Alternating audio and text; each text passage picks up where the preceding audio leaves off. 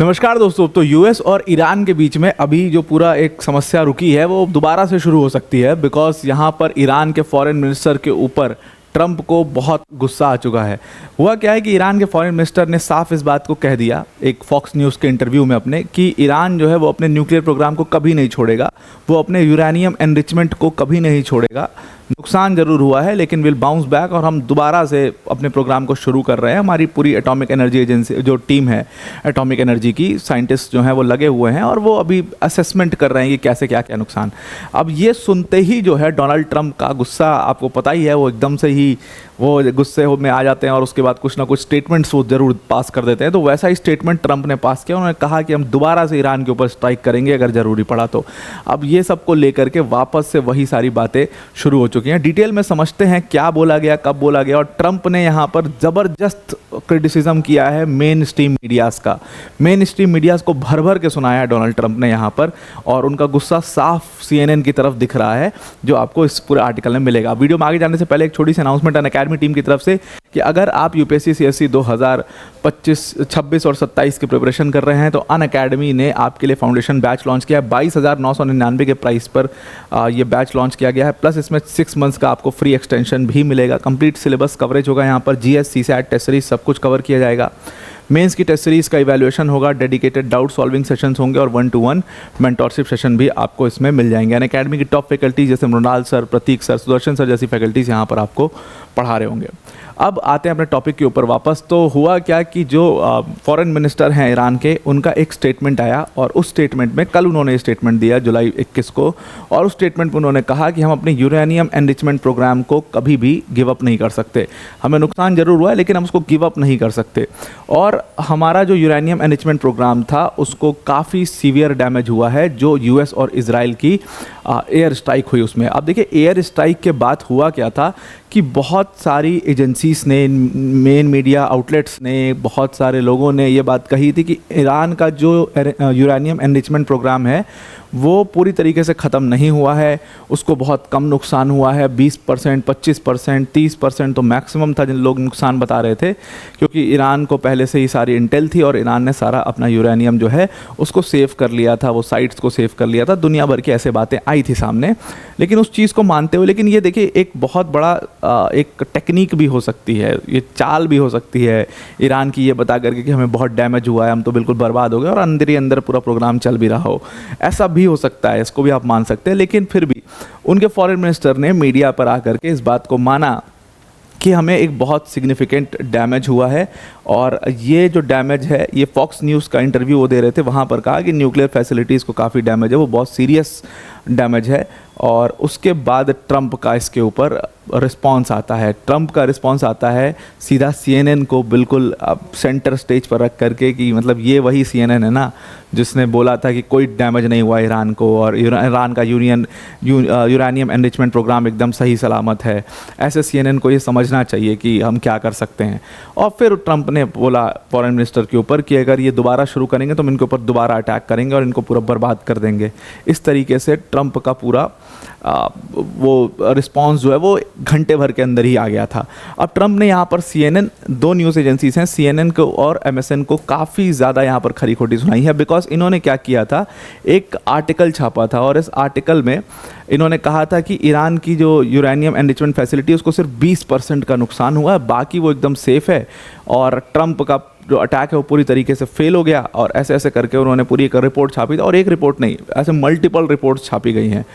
तो ट्रंप उसके ऊपर इसीलिए CNN को बड़ी खड़ी खोटी सुना दी। फिर सवाल यहाँ पर भी आ रहा था, कई सारे न्यूज़ एजेंसीज ने ये भी क्लेम किया कि अयतुल्ला अली खोमेनी जो हैं वो, उनकी हेल्थ बहुत ख़राब है, वो कभी भी उनकी डेथ हो सकती है।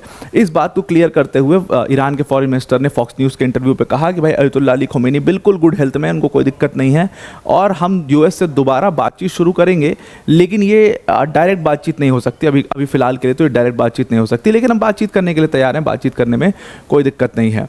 अब यहाँ पर फॉक्स न्यूज़ पर जब अरागची अपना इंटरव्यू दे रहे थे उस टाइम पर उन्होंने कहा कि हमारी जो फैसिलिटीज़ हैं वो सीरियसली डैमेज तो हुई हैं, लेकिन इस सीरियस डैमेज का मतलब ये नहीं है कि हम पूरी तरीके से अपने प्रोग्राम को ख़त्म कर देंगे, बल्कि उन्होंने, आप अगर उनके स्टेटमेंट देखेंगे, वो अपने न्यूक्लियर प्रोग्राम को लेकर के अब और भी ज़्यादा पहले से अग्रेसिव हैं और अब और भी ज़्यादा वो इस चीज़ को क्लेम कर रहे हैं कि हम अपने न्यूक्लियर प्रोग्राम में।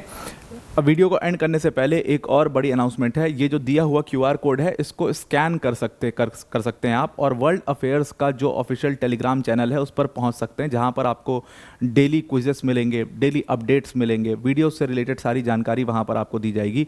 तो वो चैनल आपके लिए काफ़ी हेल्पफुल रहने वाला है आपकी प्रिपरेशन के लिए, जिसमें डेली क्विजेस वगैरह हम आपको कराएंगे। आप किसी भी एग्जाम के प्रिपरेशन कर रहे हो, वो चैनल आपके लिए हेल्पफुल होगा। तो उस टेलीग्राम चैनल को, वर्ल्ड अफेयर्स बाय अनअकैडमी के टेलीग्राम चैनल को आप ज़रूर से ज्वाइन करिए। इस QR कोड को स्कैन करके आप उस टेलीग्राम चैनल तक पहुंच सकते हैं। हमने डिस्क्रिप्शन में भी अपने टेलीग्राम चैनल की लिंक, वो और भी ज़्यादा इस चीज़ को क्लेम कर रहे हैं कि वो अपने न्यूक्लियर प्रोग्राम को और अग्रेसिवली चलाएंगे, क्योंकि ये प्रोग्राम उनका अब नेशनल प्राइड बन चुका है। उन्होंने इस बात को कहा कि अब तो ये हमारा नेशनल प्राइड है और इस प्रोग्राम को सफल करना हमारा एक टारगेट है जो हमें आयतुल्लाह ने दिया है।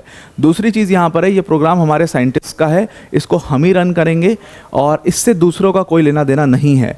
ये सिविलियन पर्पस के लिए था, ये सिविलियन पर्पस के लिए रहेगा।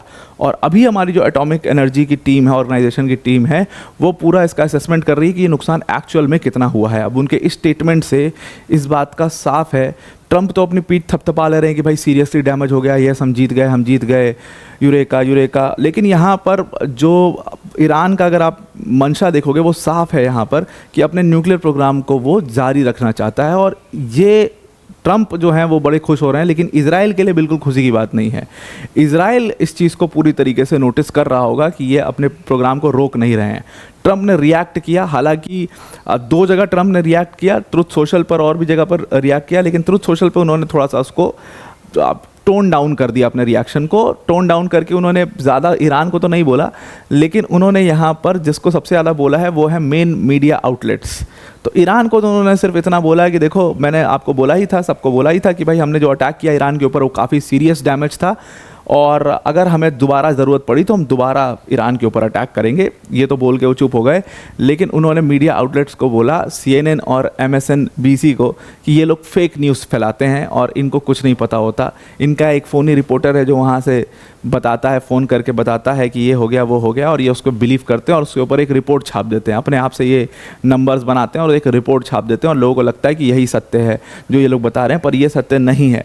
और इनको अब अपने वो जो रिपोर्टर था जो फ़ोन करता है ईरान से इनको, उसको फायर कर देना चाहिए, ऐसा भी इन्होंने बोला कि। और kudos to US and kudos to our pilots, जिन्होंने पूरी तरीके से जो न्यूक्लियर साइट्स थी उसको ऑब्लिटरेट कर दिया। उन्होंने ये भी कहा कि CNN और MSN जैसे जो न्यूज़ ऑर्गेनाइजेशंस हैं, ये मतलब रेटिंग लूजर्स हैं, ये फालतू की रेटिंग करते हैं और ये रेटिंग लूजर्स हैं, इनको कुछ नहीं पता होता और ये बड़े बड़े क्लेम्स करते हैं। तो ट्रंप का ये गुस्सा जो है वो जायज़ भी है, क्योंकि CNN ने 20% का छापा था। अगले देश के खुद फॉरेन मिनिस्टर इस बात को एक्सेप्ट कर रहे हैं कि भाई सीरियसली डैमेज हुआ तो CNN को यहाँ पर वो बोलेंगे ही। लेकिन यहाँ पर अब एनालिस्ट का क्या कहना है, उनका मानना ये भी है, और आप ये भी मान के चल सकते हो कि ईरान हो सकता है कि इस चीज़ को फेक कर रहा हो कि उनको बहुत नुकसान हो गया है और अभी उनको रिकवर करने में साल, 1.5 साल, 2 साल जो भी समय लगेगा। और अभी पूरी दुनिया इस पे ही सोच में है कि भाई ईरान रिकवर कर रहा है, लेकिन ऑलरेडी ईरान 2-3 महीने, 6 महीने के टाइम में ही खड़ा हो जाए, वापस से रिकवर कर ले उसको। तो ये चाल भी हो सकती है इसमें, लेकिन एग्जैक्टली अब फॉरेन मिनिस्टर का ऑफिशियल स्टेटमेंट है तो उसको आप उतना डाउट नहीं कर सकते, लेकिन ये भी एक उसमें बहुत बड़ा बात हो सकती है। तो आपको ये पूरा आर्टिकल समझ में आ गया होगा। अब वीडियो को एंड करने से पहले अनअकैडमी टीम की तरफ से एक बड़ी अनाउंसमेंट है कि अगर आप UPSC CSC 2026 और 27 के प्रिपरेशन कर रहे हैं तो अनअकैडमी ने आपके लिए फाउंडेशन बैच लॉन्च किया 22,999 में, प्लस इसमें 6 मंथ्स का फ्री एक्सटेंशन भी आपको प्रोवाइड किया जाएगा। GS CSAT टेस्ट सीरीज सब कुछ यहाँ पर कवर किया जाएगा। मेंस की टेस्ट सीरीज होगी, उसका इवैल्यूएशन भी होगा, डेडिकेटेड डाउट सॉल्विंग सेशंस होंगे, 1-to-1 मेंटरशिप सेशन होंगे, और इसमें अनअकैडमी की टॉप फैकल्टी जैसे मृणाल सर, प्रतीक सर, सुदर्शन सर जैसी फैकल्टीज आपको यहाँ पर पढ़ा रहे होंगे। तो आपको पूरा आर्टिकल समझ में आ गया होगा। आज के लिए इतना ही। Thank you and have a nice day.